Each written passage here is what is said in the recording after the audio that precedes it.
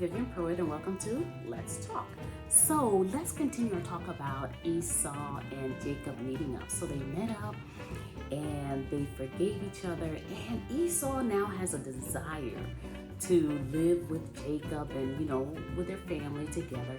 So they decide that they're going to live together, but something kind of vague happens here in the story where Jacob tells Esau, go on because I have very young, tender children and young animals, and they can't handle being pushed too far or going too far per day, covering much ground per day. So you go on. So Jacob goes on ahead and he actually settles in Mount Seir, but Jacob seems to go in a different direction and he actually settles in Shechem.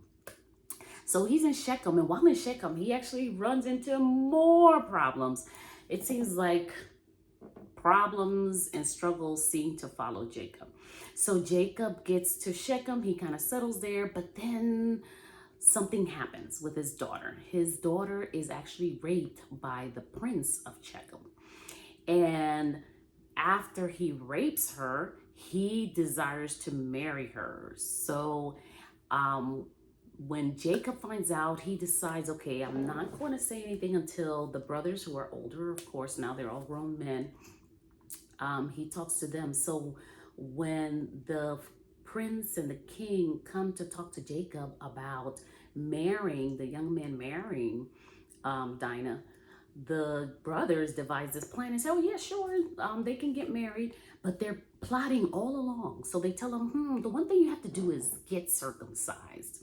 So all the men agree because they want to do this so bad. The young man feels he's so in love with Dinah, and they decide to get circumcised. While they're in their worst pain from the circumcision, Simon and Levi come and they actually kill all the males. They slaughter all the males. The rest of the brothers, they come in, they plunder the city, they take women and children, unfortunately. So now Jacob has to flee for his life, and God has to put a divine protection on Jacob and his family that nobody kills them, and he protects them, and he sends them to Bethel where he had that vision of God in the ladder. So he goes to Bethel, but before, I think there's something important that happens here. Before they go to Bethel, one of the things that Jacob decides to do is have what's called kind of a purging ceremony. So he has them all come together near this tree, and he tells them, bring all your idols and we're going to burn it up.